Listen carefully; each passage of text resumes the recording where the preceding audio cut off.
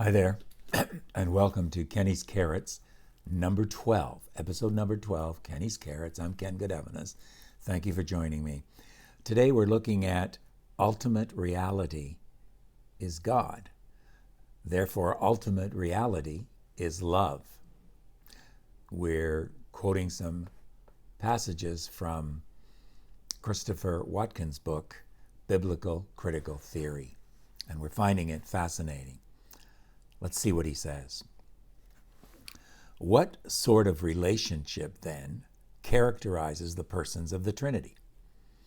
If we cast an eye over the verses in the Bible referring to God's activity before creation, we can see that intra-Trinitarian relationships are characterized consistently not by discord, competition, or rivalry, much less by apathy or a functional focus on just getting things done, but by love.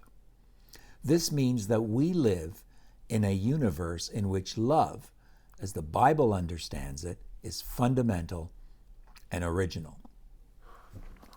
Ultimate reality is not simply loving, but love itself. After all, John could have easily written, God is loving. But John didn't write that. He wrote, God is love, the most daring statement that it has ever been made in human language. God is not an example of love, not even the greatest example of love, but love itself. God's love is not everything that goes under the banner of love today. The love of God has particular contours. 3 times, John writes, this is love. This is love, not that we loved God, but that he loved us and sent his Son as an atoning sacrifice for our sin. 1 John 4:10. In fact, this is love for God, he goes on to write in 1 John 5:3, to keep his commands, and his commands are not burdensome.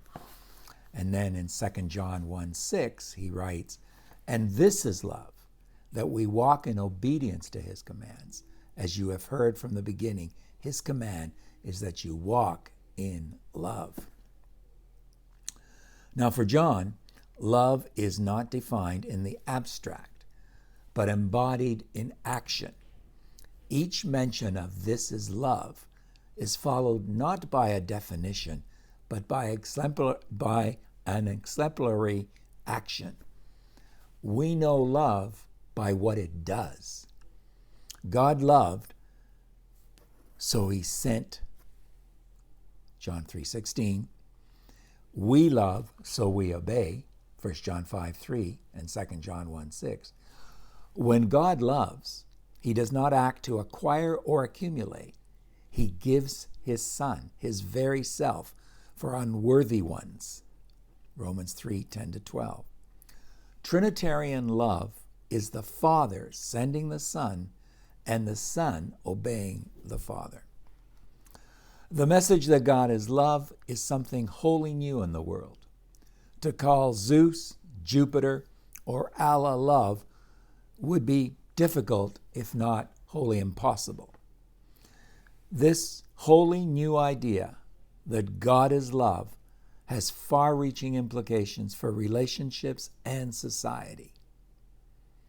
Stay tuned as we try to zero in on those in the next few episodes. You can subscribe to these videos by subscribing to our YouTube channel, Digging for Scriptural Gems.